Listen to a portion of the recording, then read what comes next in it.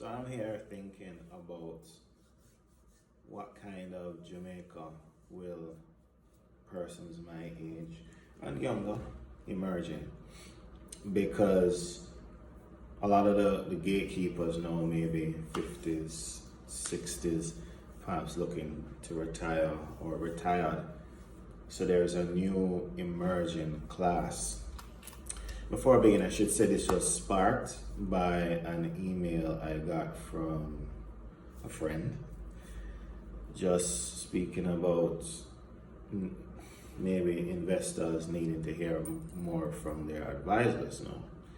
So I know maybe not everybody watching this is a client and may not become a client. However, I think it's important, having done the week interview for better part of 11 years, to provide more information. So that's kind of what sparked this whole happy hour idea. So thinking it through, Jamaica then perhaps was, when I said then, I mean 80s, 90s. I was born in 82, so I'm 37.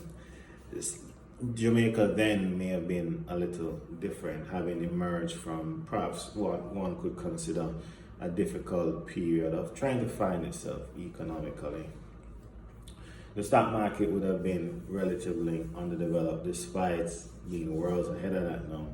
You may have had many greenfield areas that could have been pursued, so you would have had the emergence of outdoor dining.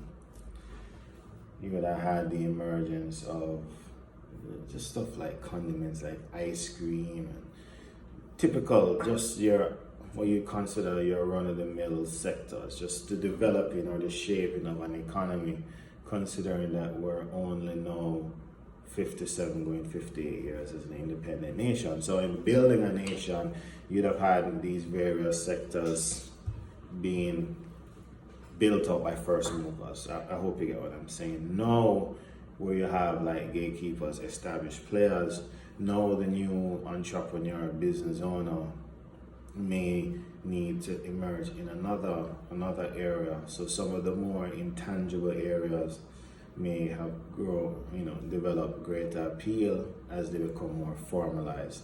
So last year would have seen, last year would have seen digital or marketing agency or an advertising firm list, perhaps for the first time in Jamaica, despite the fact that overseas, yes, there are several, but as Jamaica is developing and those are developed markets, you'd have had that. I expect more of more in the tech space, etc., to list, because that's going to be part of the new wave. We would have seen in the past, trying to collect my thoughts, the listing threw me off. In the past, we had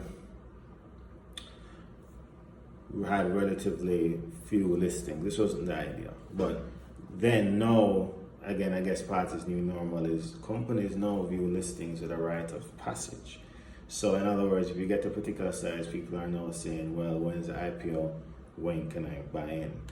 So that's going to be a part of the weight of expectation that's going to come up in the new normal, to the post-COVID Jamaica. Or because the truth is, if you had anxiety like I once did over this whole COVID thing, then a lot of us are now thinking about life after.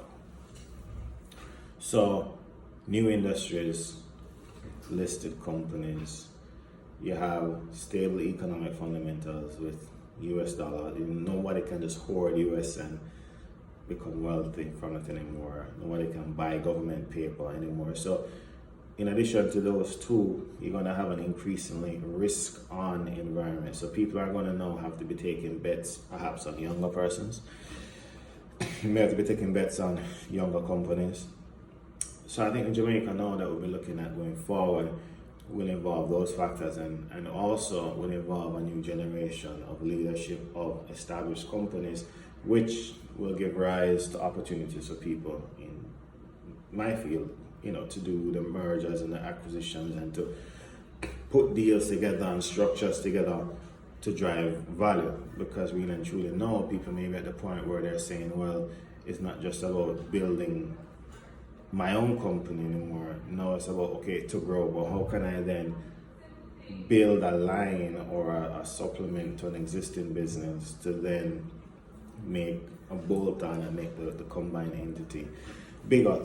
So those are the things I kind of look at for the future. Relatively stable environment. So like government of Jamaica bonds will be steady, because if we have 3.6 billion in our foreign exchange reserves, that should comfort the bondholder. But then at the same time, I can't, 3.6 billion US by the way, at the same time I can't look on a down rate that's overrun with the coronavirus, COVID-19, or I can't look at many other countries that may have higher ratings right now, but their outlooks are not stable, thus presenting an issue and the need for discernment. So, as an advisor, my overtone is to say to be mindful, to be careful, but to be discerning, because there are opportunities, but many times we need to be very clear on what we're looking for to take advantage of them. So this is Wednesday. We'll see if there's a part 2 on Friday. Take care.